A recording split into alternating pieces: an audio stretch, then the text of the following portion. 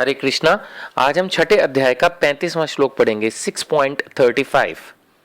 श्री भगवान उवाच असंशयं महाबाहो मन दुर्निग्रहं चलम अभ्यासेन तु कौन्तेय वैराग्येण च गुह्यते।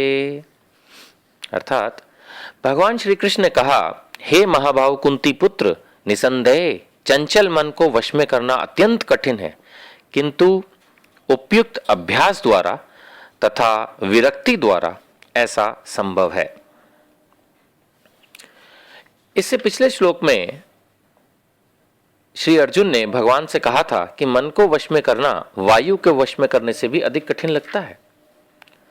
अब भगवान इस प्रश्न का उत्तर दे रहे हैं कि ये बात तो सही है कि जो मन है इसको वश में करना बहुत मुश्किल है, लेकिन इसका उपाय भी है। और उपाय भगवान ने कहा है कि हमें उपयुक्त अभ्यास करना है और विरक्ति अपने अंदर जनरेट करनी है, तो ये संभव है। अब सवाल ये कि अभ्यास में क्या करें और विरक्ति कैसे उत्पन्न करें।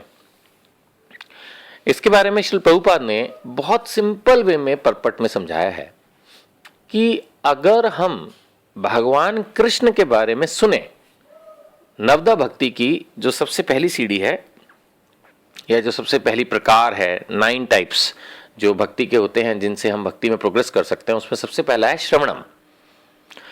तो श्री प्रभुपाद इस पूरे श्लोक के जो परपट उन्होंने लिखा है, तात्पर्य लिखा है, एक्सप्लेन किया है, उसमें ये बता रहे हैं कि हमें सबसे ज्यादा अगर भक्ति में प्रोग्रेस करनी है, अगर मन को कंट्रोल करना है, नहीं करना है तो ठीक है, फिर तो फ्री छोड़ दो।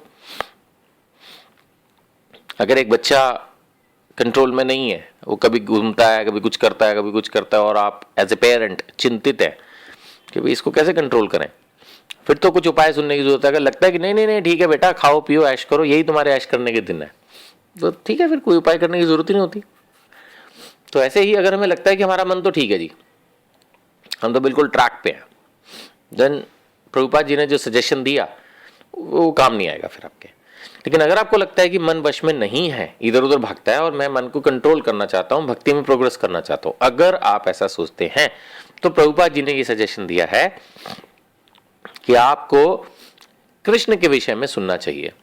यानी कि आपको भगवत गीता, श्रीमद् भागवतम आदि के प्रवचन शुद्ध भक्तों से सुनने चाहिए।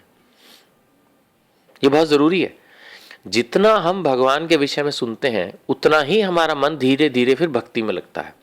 एक्चुअली जब हम भगवान के विषय में, उनके नाम, रूप, गुण, लीला के विषय में सुनते हैं तो फिर हमारा मन करता है कि हम दोबारा से इसको सुने, बार बार जाएं, भक्तों का संग करें। जब भक्तों के संग में आते हैं तो फिर हमारा सेवा का मन लगता है। आई मीन टू से ये एक सीढ़ी है, ये एक स्टार्टिंग पॉइंट है। कहीं ना कहीं जो थोड़ा बहुत प्रयास मैं कर रहा हूं वो मैं उसी दिशा में कर रहा हूं कि कुछ लोग मुझे ऐसा बोलते हैं कि भगवत गीता मुश्किल है, या समझ में नहीं आती, या पढ़ने का टाइम नहीं मिलता। तो मेरे मन में यही बात आएगी, मोबाइल्स पर, यूट्यूब के थ्रू या अदर मीन्स के थ्रू लोग सुनेंगे, और सुनेंगे तो भगवान कृष्ण के प्रति वो आकर्षित होंगे कि भगवत गीता में इतनी अच्छी अच्छी बातें लिखी हैं, श्रील प्रभुपाद ने इतने अच्छे अच्छे तात्पर्य, परपट्स लिखे हैं, इतनी अच्छी किताब लिखी है प्रभुपाद जी ने, भगवत गीता यथारूप। भगवत गीता को समझने के लिए भगवान कृष्ण ने जो हमें इंस्ट्रक्शंस दिए उनको समझने के लिए, तो उसमें ये बात बड़ी क्लियरली बताई जा रही है कि अगर आप अपने मन को कंट्रोल करना चाहते हो तो आपको अभ्यास करना होगा। और अभ्यास करने के लिए प्रभुपाद जो बता रहे हैं यहाँ पर कि हमें श्रवणम की विधि अपनानी चाहिए, ज्यादा से ज्यादा भगवान कृष्ण के विषय में सुनना चाहिए। श्रीमद् भागवत की जो कथाएं होती हैं उन्हें सुनना चाहिए। जब तक हम भगवान कृष्ण के विषय में श्रवण नहीं करेंगे, मतलब सुनेंगे नहीं, तब तक कैसे काम चलेगा। कुछ लोग सोचते हैं कि हमें सुनने का टाइम नहीं है या सुनने में टेस्ट नहीं है, तो रीडिंग भी प्रभुपाद जी ने कई जगह बताया है कि भगवान के विषय में जो किताबें लिखी हुई हैं उनको पढ़ना भी श्रवणम के अंदर आता है। तो ऐसे करके भी हम श्रवणम कर सकते हैं। कहने का मतलब है कहीं ना कहीं जब तक हम भगवान से जुड़ेंगे नहीं, चाहे सुनने के माध्यम से, चाहे पढ़ने के माध्यम से, चाहे सेवा के माध्यम से, तब तक कैसे इंप्रूवमेंट होगी, कैसे ये मन कंट्रोल में आएगा, पॉसिबल ही नहीं है। प्रभुपाद जी कह रहे हैं अगर हम आपको और भौतिकता में, यानी कि एक तरह से भौतिक भोगों में अगर हम और डुबोते जाएं और फिर एक तरफ सोचे कि हम योगी भी बन जाएं।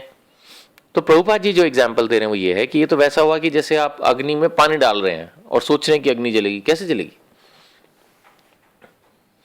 तो कहीं ना कहीं विरक्ति भी उत्पन्न करनी होगी, थोड़ी लाइट लेवल की ही सही, कहीं ना कहीं हमें उस विरक्ति की भी जरूरत है। अपने आप को बहुत ज्यादा भौतिक भोगों में एंगेज किए रखेंगे अगर हम, तो कैसे भक्ति में प्रोग्रेस करेंगे? कहीं ना कहीं उस पर भी थोड़ा लगाम लगाना होगा। और उसके लिए प्रैक्टिकल सजेशन क्या है? उसके लिए प्रैक्टिकल सजेशन जो प्रभुपाद जी ने इस श्लोक में दिया है वो ये कि आप सिर्फ कृष्ण प्रसादम खाएं। कोई भी चीज खाएं, पहले उसका भोग लगाएं और फिर उसको पाएं। अगर आप सिर्फ कृष्ण प्रसादम पा रहे हैं तो आपके अंदर धीरे धीरे धीरे खुद को मन के कंट्रोल, भौतिक भोगों से विरक्ति लाइट लेवल पे धीरे धीरे धीरे धीरे प्रोग्रेस हो जाएगी। आप इस चीज को एक्सपीरियंस करके देखिए।